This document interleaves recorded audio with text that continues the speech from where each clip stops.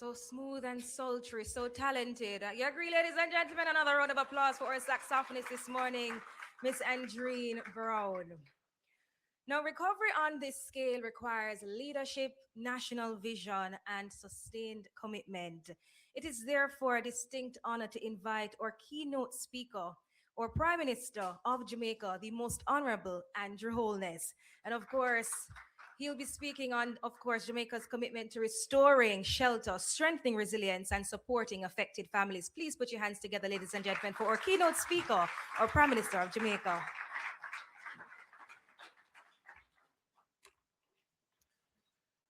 Thank you very much, Talia.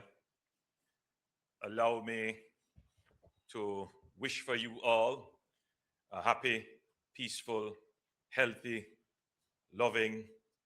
Give me some more. Yes, we all agree.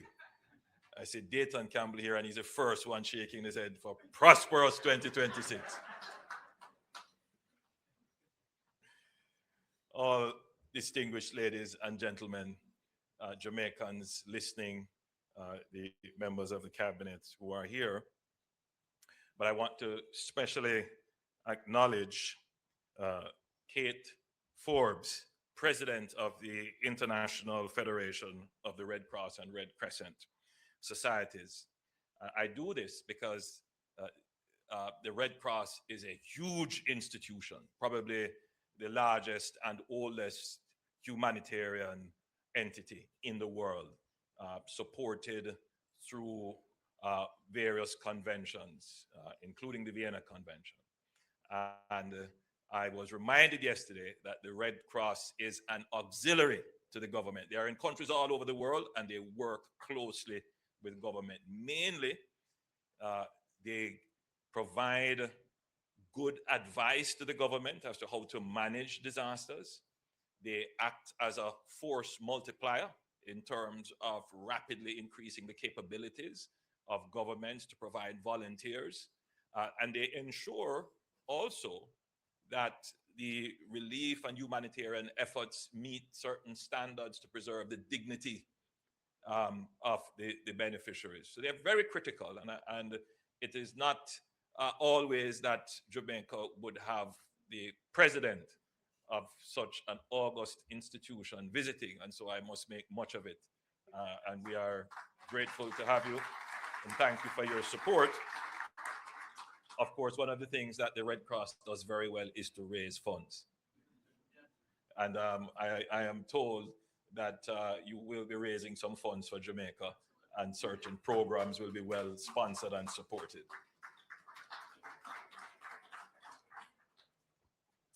Now, in today's world, we can't take it for granted that the public will understand everything that the government does. In fact, the more we study this issue of government communication, the more we realize that, you know, the more we say, the less people understand. And that is because there is an entire industry now created around attention. In the traditional and conventional way of communication, maybe 10, 15, 20 years ago, government communication had a kind of central position. You would consider that to be the go-to source for authoritative information.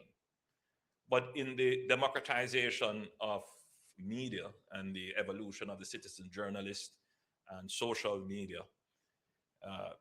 you find within that quite a bit of anti-social media, meaning that there are persons whose purpose is just to provide a counter narrative that may not be true. This is not to say that the democratization of the media landscape through social media and the citizen journalist is not a good thing. I think it's a great thing. I think it has expanded information and given more access. But it also means that government has to change the way in which it communicates to also address this emerging anti-social phenomenon, which, if not addressed in the attention economy, can have people's attention being captured for the wrong reason, and it can lead to destructive and antisocial outcomes, deviant outcomes even.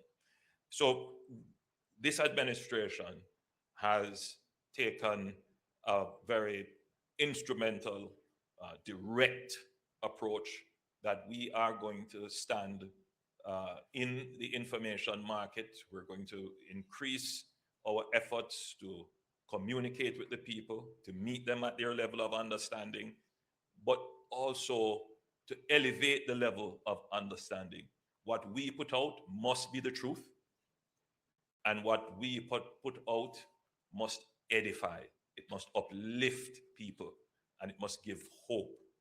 So in a program like this, where I have seen an artificially generated image of the Minister of Labor and Social Security and of other influential persons, including myself, doing things that I cannot do, which is dance.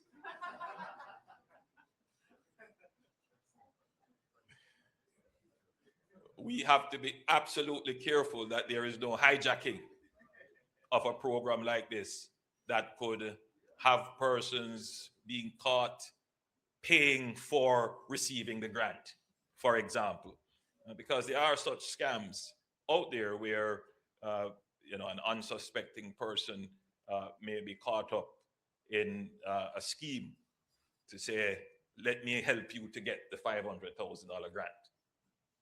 There is no intermediary. I want to make that point clear. The Ministry of Labor and Social Security is not hiring anyone, any agent, any intermediary to help you to get the grant. So if anyone comes to you, or you may see something on any of the social media suggesting this, please dismiss it.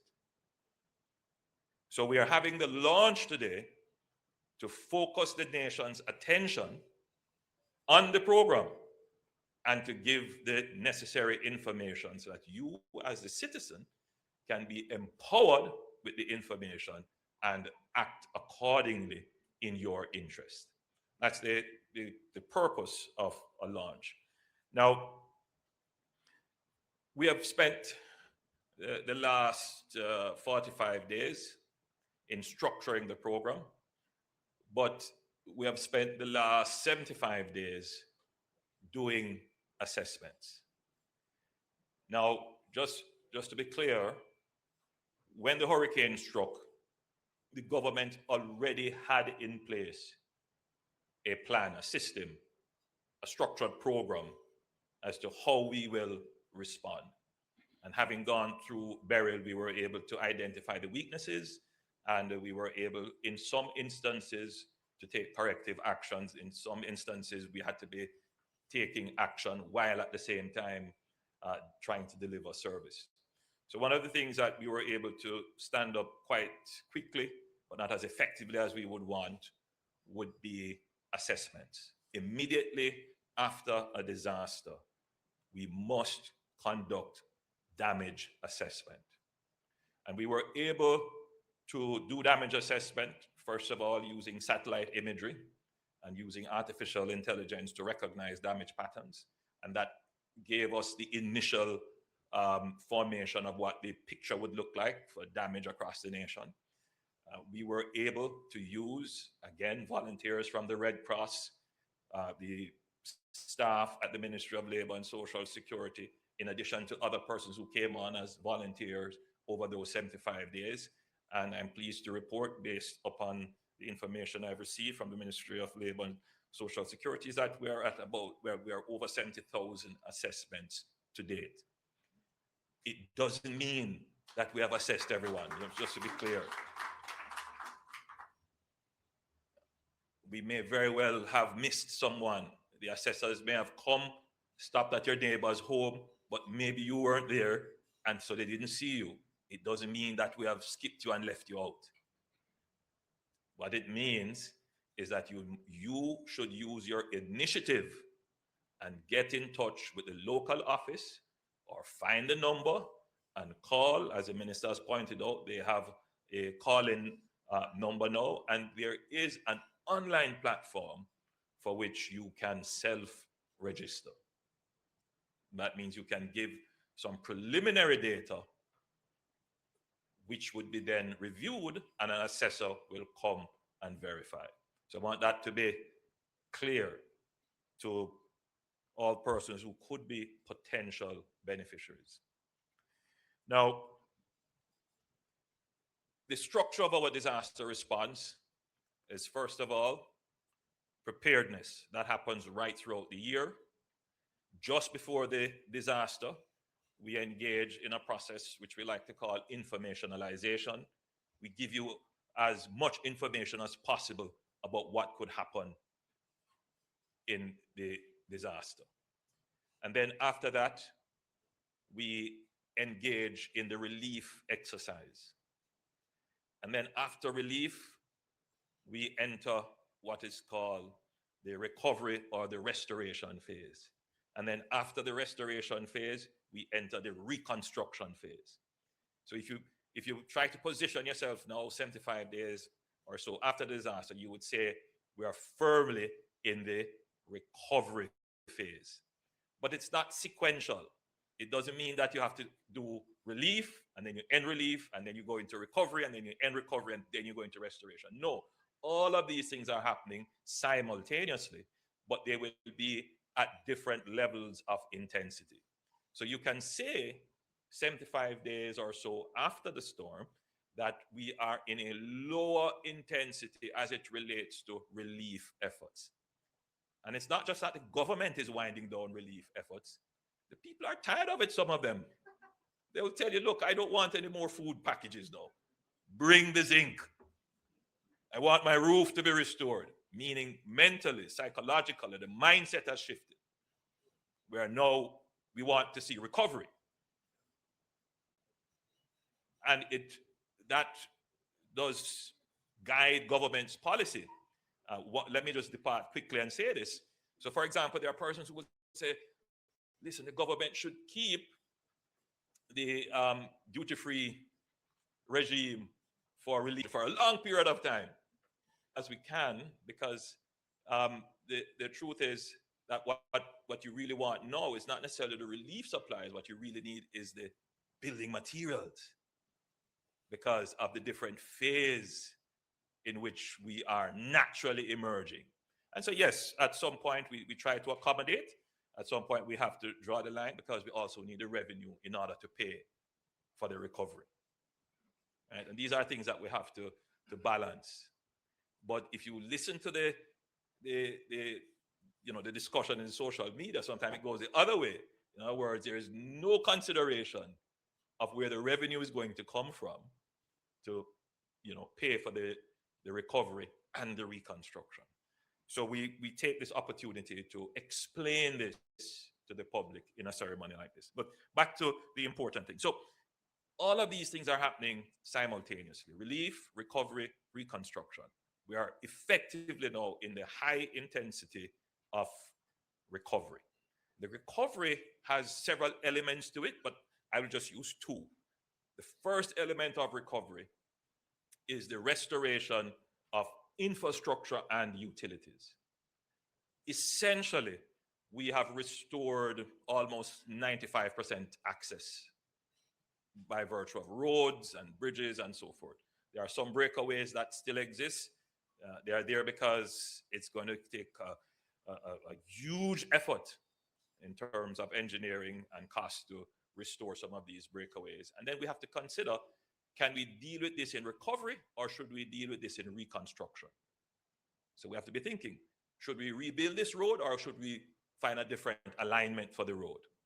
These are some of the considerations. So when citizens are saying, oh, my road isn't fixed, we understand. We understand the dislocation and discomfort, but we have to think of it very carefully because we could very well go and fix it back at the next shower of rain comes because the soil is just not stable to receive a road, and the road shouldn't have been built there in the first place had we known then what we don't know. So these are some of the considerations that citizens should bear in mind when they are confronted with some of these issues as a result of the hurricane. Now, so in terms of infrastructure, as I've said, roads about 95%. You would have heard a few days ago that electricity is at 92%. I'm not going to pick on Dayton and his presentations in Parliament regarding the JPS loans and so forth. But suffice to say,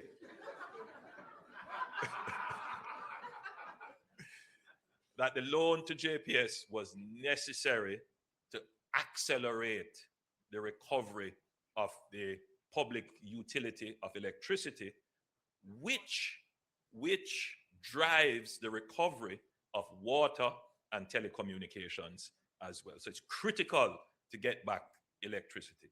And again, that has to be done strategically. We won't be able to give back electricity to everyone on day one or right away. So we do critical corridors, critical installations, and then we move to the off parts, the last mile, as we call it. So we are expecting that, by end of February, we should be in the high 90s in terms of restoration of electricity.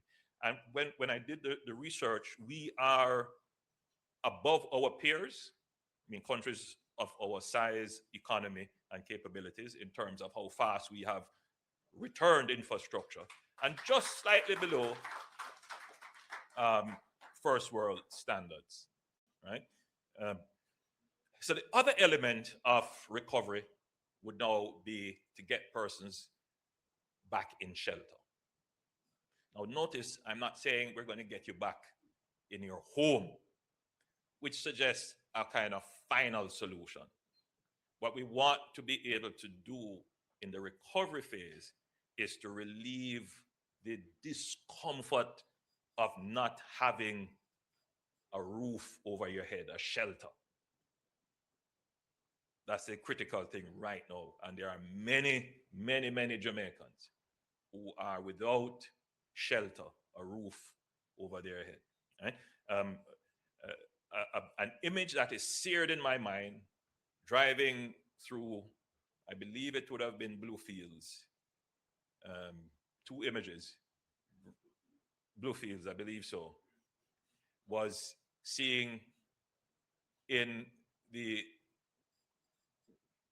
winter of forests, meaning the denuded forest, someone found it necessary to hoist the Jamaican flag. Some of you would have seen that, and that was just so inspiring. But just driving past that, there was a house that was totally destroyed, a grandmother lying on the couch, and her family around her trying to comfort her. There's no house, just a couch and furniture strewn all over the lawn, and the grandmother obviously ill, and the family just trying to comfort her.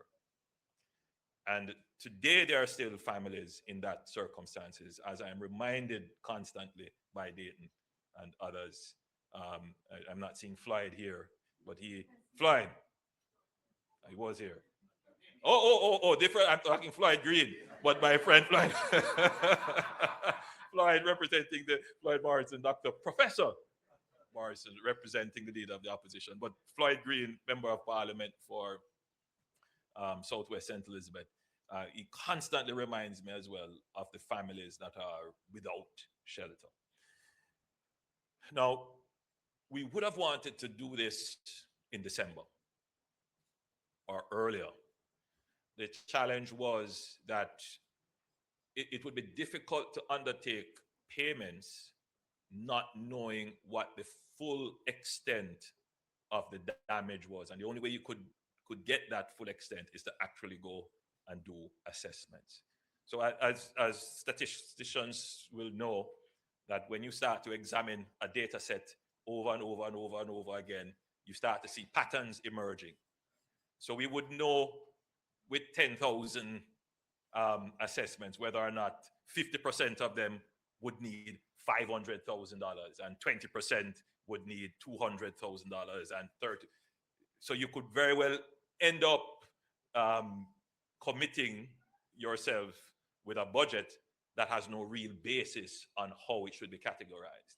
And so we had to wait until we had sufficient saturation and pattern emerging of what would be the nature of the damage and therefore the type of allocation that should be made. And so we felt that we reached that point about 2 weeks ago, and therefore we were able to now mobilize and launch a program. So you would now hear the categories: 75,000 minor damage.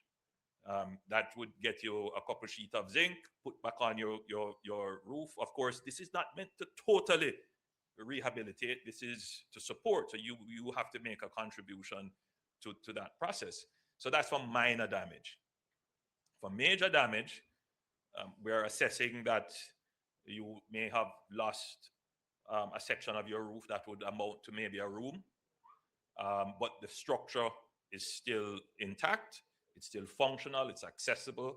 You still have some shelter, but there's great inconvenience. And severe damage would mean that you would have lost probably a roof accounting for more than 2 rooms, or a total loss. The structure is inaccessible or totally damaged. And for that, you get $500,000. Now, we know that the restoration of shelter is not only the restoration of the roof. And therefore, the assessors, the instrument that they go to the public with, would ask, what are your critical needs?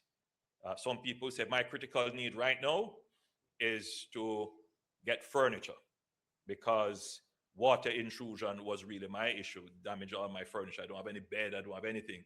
Some people may say, boy, I need to get back things for my children to go back to school, or some other need. And that is what you would categorize as rehabilitation. But if it says my major need now is housing and shelter, then clearly you are under the roof program, which would be the restoration of owner or occupant family shelter. So this is not anything to do about commercial buildings. If you are an owner of several houses, you can only get one benefit. Right? This is not for the greedy. This is for the needy.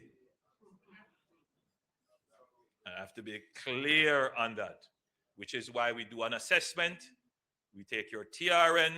We make sure you are uniquely identified so that you can't get a benefit here and then come over and get another benefit there. What that does is deprive someone who really needs a benefit where you would have gotten twice. Right? So we're very careful in putting in place a system of accountability which is built from the assessment that is done to ensure that we get the maximum benefit to the maximum number of persons. Now, the strategy of the government for roof restoration and shelter restoration is to, first of all, address those persons who are not able to restore their roofs themselves, vulnerable in the population, and they may have lost everything. So we have what is called the government-directed or government-led roof restoration program. You may recall that very early in the day, I had indicated that the JDF will lead that.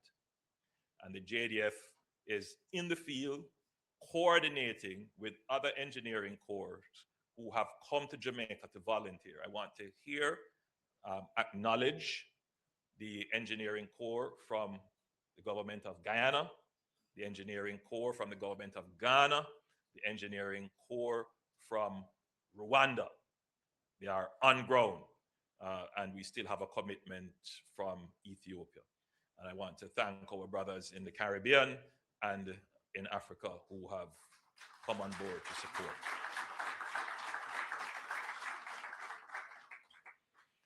They have been deployed right across Jamaica. The JDF is in Akongkong.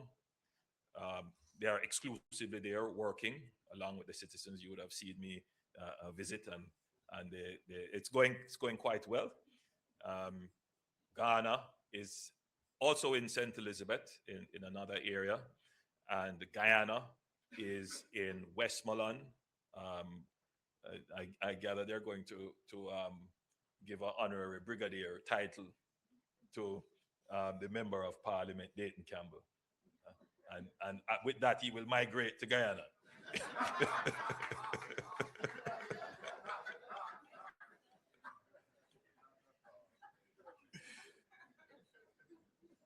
This is the only time I get to roast him, you know.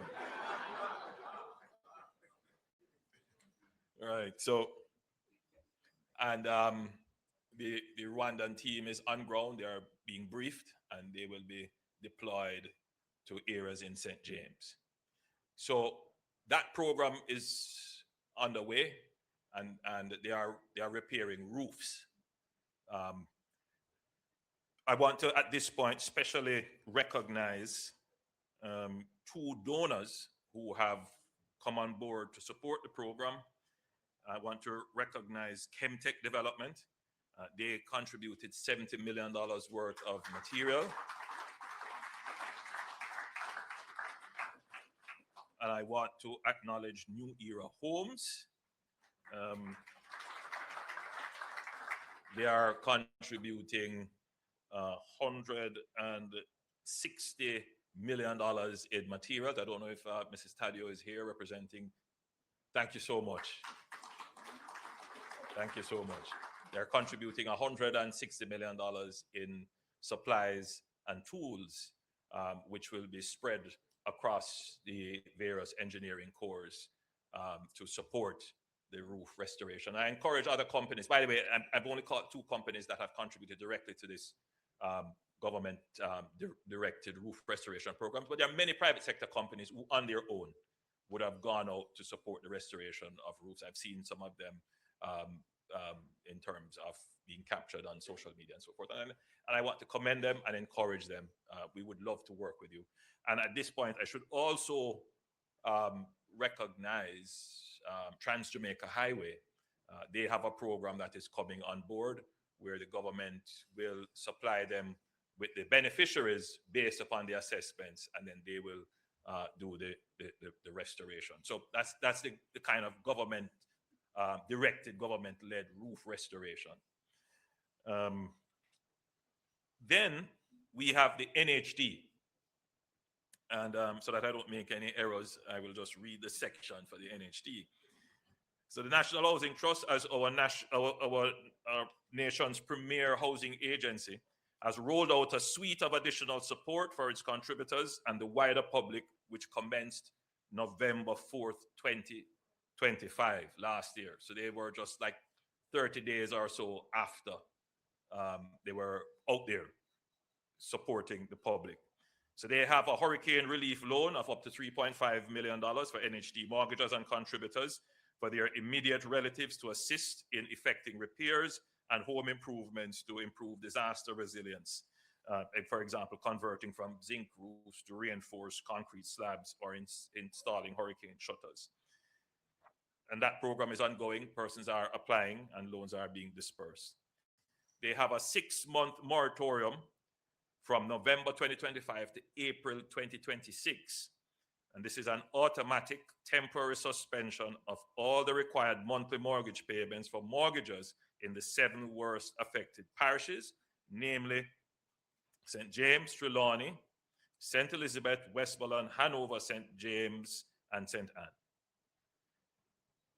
Approximately, and this just to repeat, this is from November 2025 to April 2026. This is huge.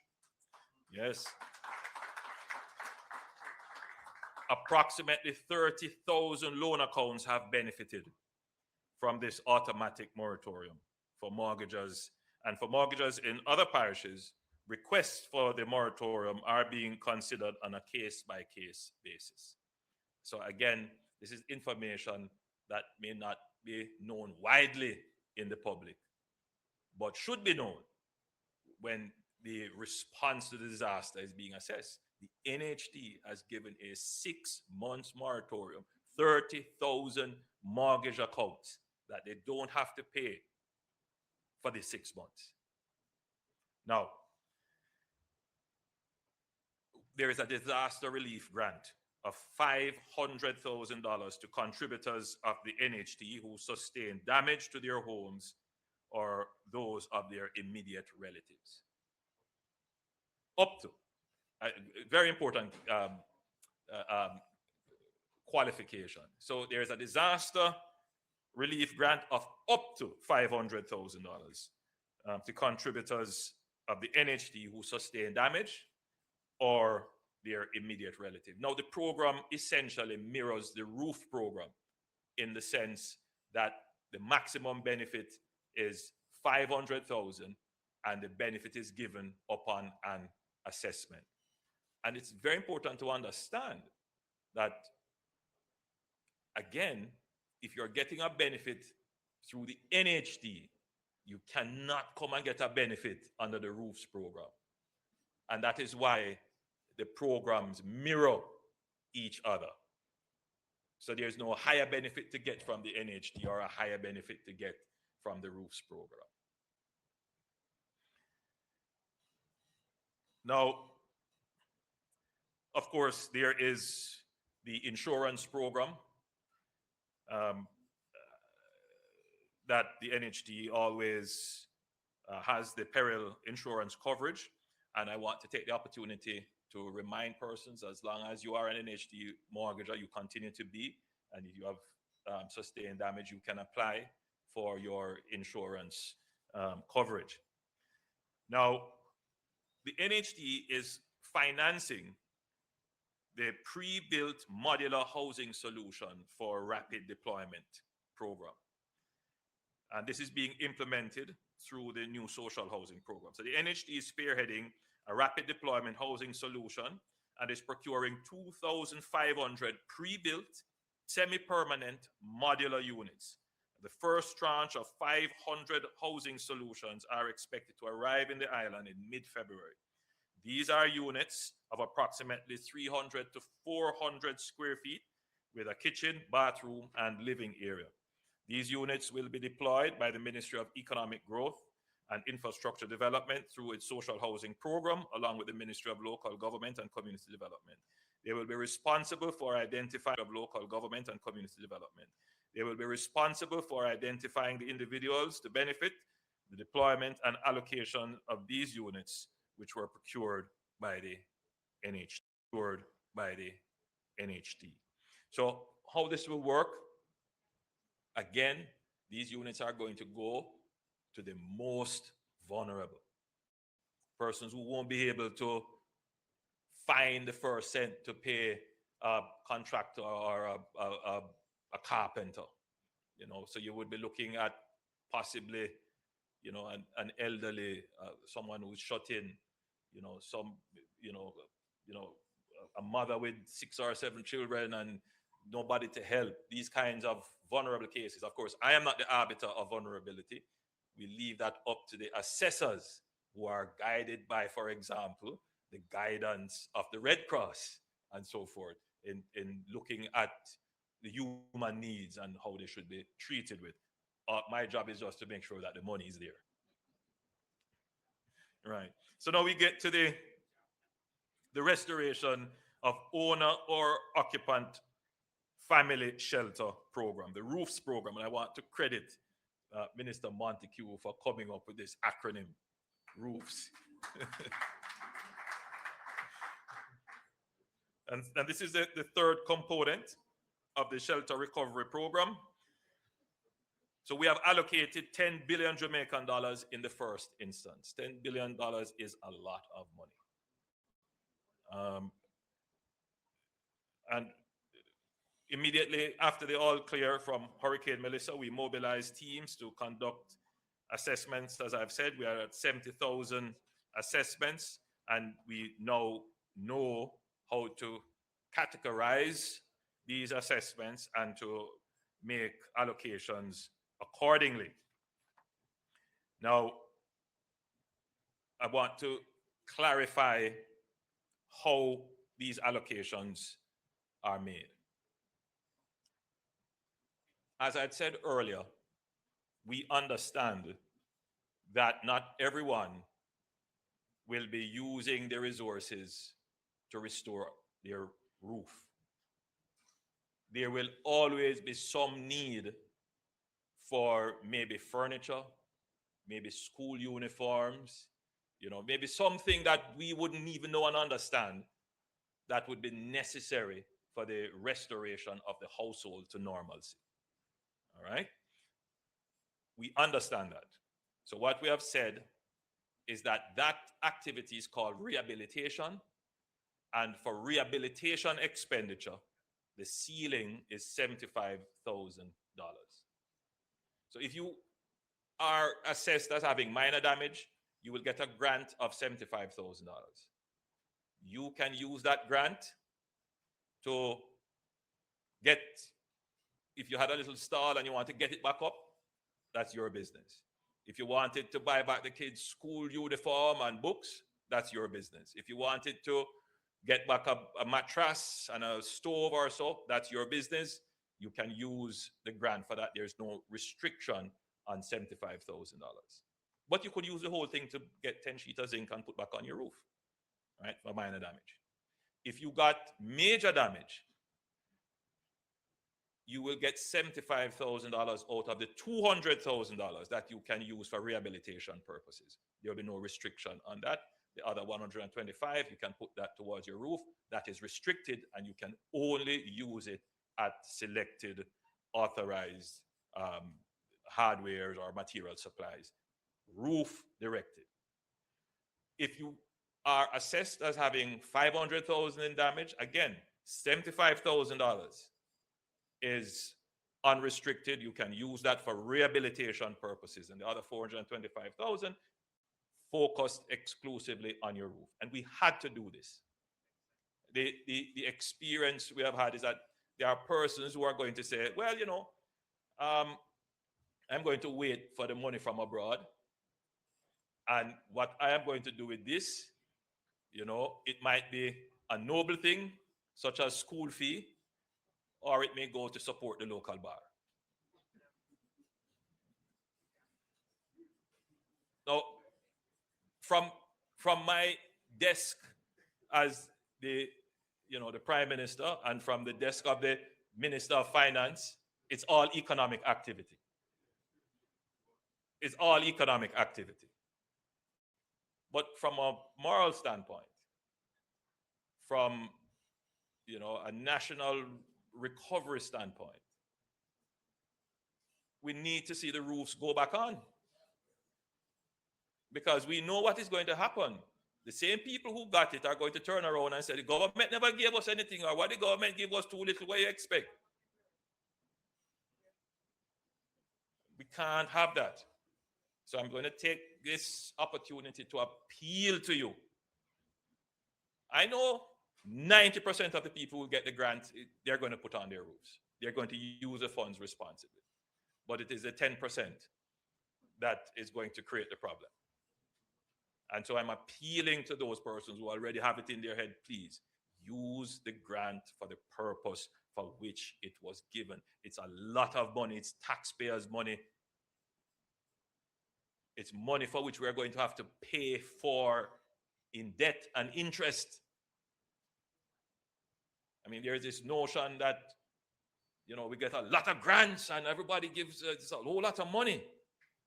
I mean, what we have received in grants and donation is not anywhere compared to what we have spent so far from taxpayers' resources and what we have borrowed. So the government can't be frivolous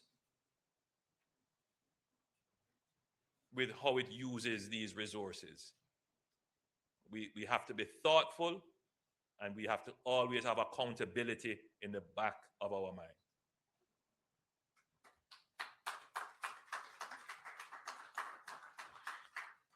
Lastly,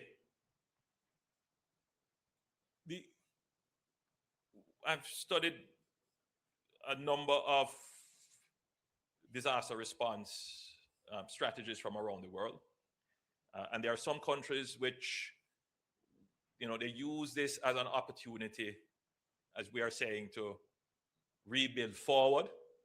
And so what some countries do in this phase is to delay the housing recovery because they understand that there are houses in locations that shouldn't be there in the first place. Not because you don't want the persons to have shelter, but we know what is going to happen again, and the problem is going to reoccur. And what we would be actually doing is an injustice to the people who live in vulnerable areas. And so some persons move the restoration of roofing out of the recovery phase and into the reconstruction phase, where they can find alternative locations, subdivide land, build housing schemes, and then relocate. That means that the inconvenience in living in or living without shelter is extended. We took the decision that we want to get the economy back up and running very quickly. That's priority number one, so we can, pay for the reconstruction. And we do acknowledge the human suffering. So we're doing the shelter restoration in the recovery phase and not wait. It doesn't mean, however, that there will not be a relocation effort, because what is clear is that houses are located in areas where they shouldn't be. And it is going, a storm is going to happen again, a major storm. And we don't want to have the same thing happening over and over and over again. I want to just read something since I have your attention. In the 65 years since 1960, the Atlantic has produced 799 recorded storms. 799.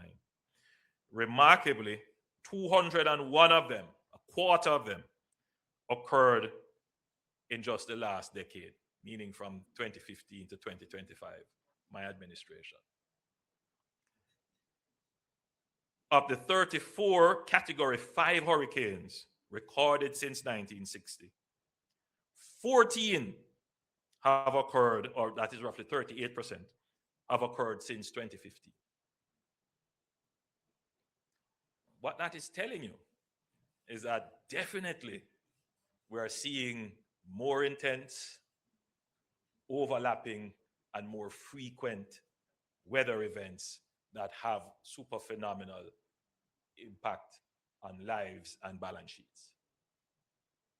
So I know the social tensions that immediately arise when we talk about relocation and issues to do with land.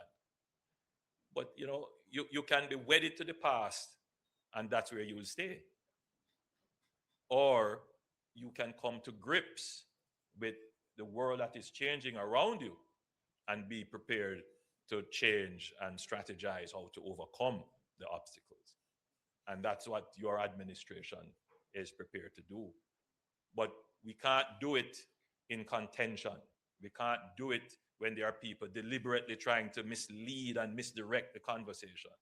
And therefore, we are upfront. We are front-facing with the information. If you want to know something, ask. Don't assume. The government is open, and we will give you the right information and direct you. So we are saying, hey, pay attention here. And for this program, where $10 billion is about to be spent, it is important that all the recipients or potential recipients understand the program so that they can get the maximum benefit. So in terms of relocation, we're going to try to do that mostly in the reconstruction phase, which you will hear more of from me about what is the next move as to what we're going to do with reconstruction. Last thing is, and I see the chairman of the UDC here, which I had tasked to assist with the recovery of Black River debris management. A part of the recovery process is treating with debris. That has been very challenging. I heard the head of the NSWMA saying that they have gone over 27,000 loads of debris from across the island. Our original estimate is that they would need to move about 450 to 500,000 truckloads of debris. Significant. It's a lot, but they are chipping away at it. We have given them 10 additional trucks. They really need probably like 100 trucks to make progress. And it is affecting municipal waste collection generally because resources have to be moved into debris management. But I will be addressing that in another presentation. But just to say to the public that is listening, yes, we see the challenge with waste collection, and we're going to address that very shortly. Ladies and gentlemen, I hope that what I have presented would have clarified and given the citizens of the country enough information for them to make wise decisions and to be active and participatory citizens. Thank you very much. God bless you, and all the best for 2026.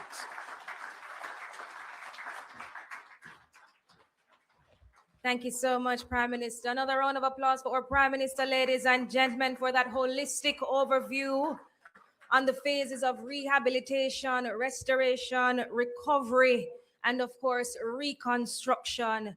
Your remarks definitely provide clear national leadership and strategic direction, anchoring the shelter recovery program in purpose, coordination, and a firm commitment to supporting the affected families as the program moves from launch to full implementation. So thank you so much, Prime Minister. One more time for him, please. Now, ladies and gentlemen, of course, with recovery of this magnitude, we do have